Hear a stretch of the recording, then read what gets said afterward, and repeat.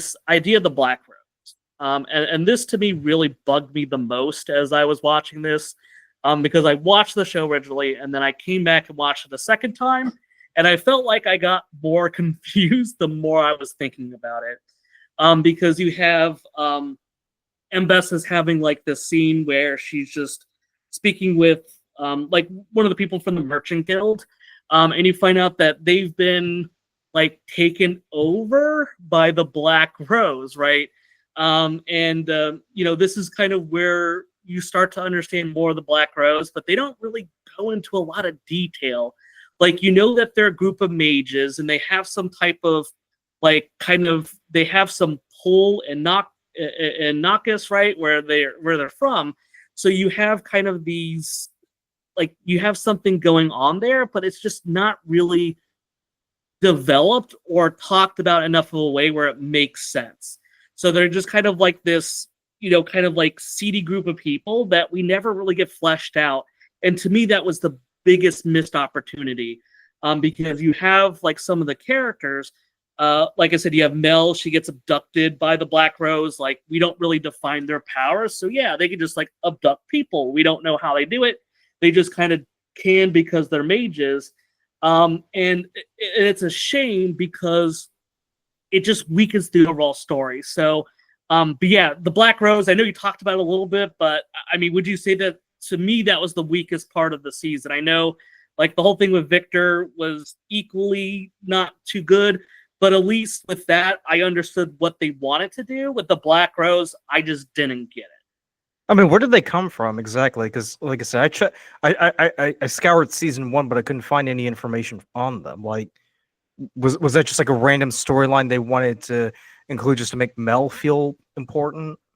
So that's kind of my understanding of it, because like we meet I think they gets called like the illusory mage or somebody, right? It's the character they kind of meet that they talk with, or at least Mel eventually talks with, and that's kind of my understanding of it, is like from where they're from, right? Noctis is pretty much like where these mages are, and they're kind of this like organization that's like pulling a lot of strings. And there's this kind of situation where Mbessa, I guess, like had some type of deal with them that she kind of didn't follow through on, and because of it, that's why her son gets killed.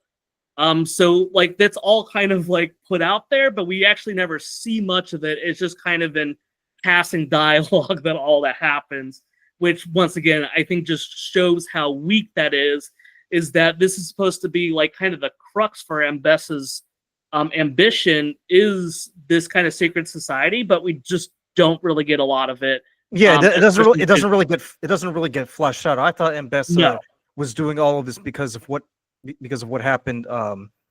wake of Jinx's attack. I had no idea that it was because of the Black Rose, and they really didn't do a good job in explaining any of that either.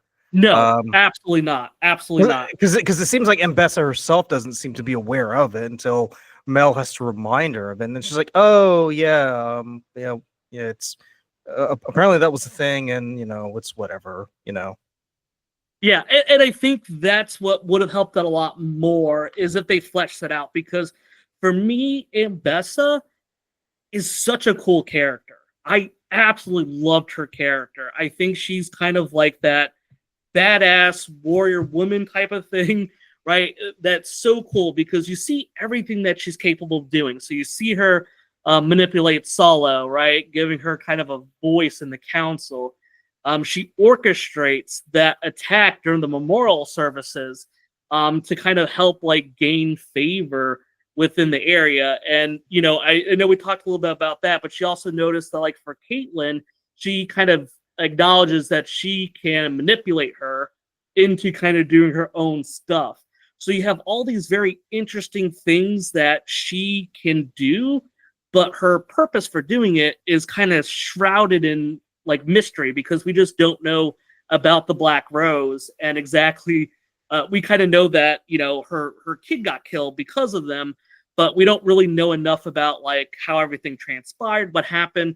This to me was where one of the episodes needed to have focus on, was this backstory, because this would have given Ambessa's character a lot more motivation as we got into the final part of the series, where I feel like it was missed big time.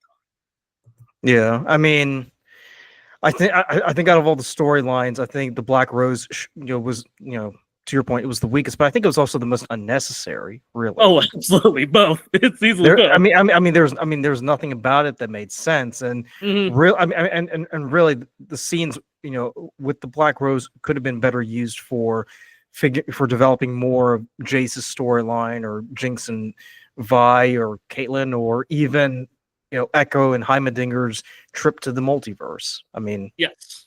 Any of those storylines could have had far more screen time than the Black Rose one, because it just made me sit there and scratch my head and wonder, what the hell did I just see here? Yeah, I 100% agree. So that is pretty much Act 1, and we'll just kind of skip over into Act 2 unless you had anything final thoughts about the first act.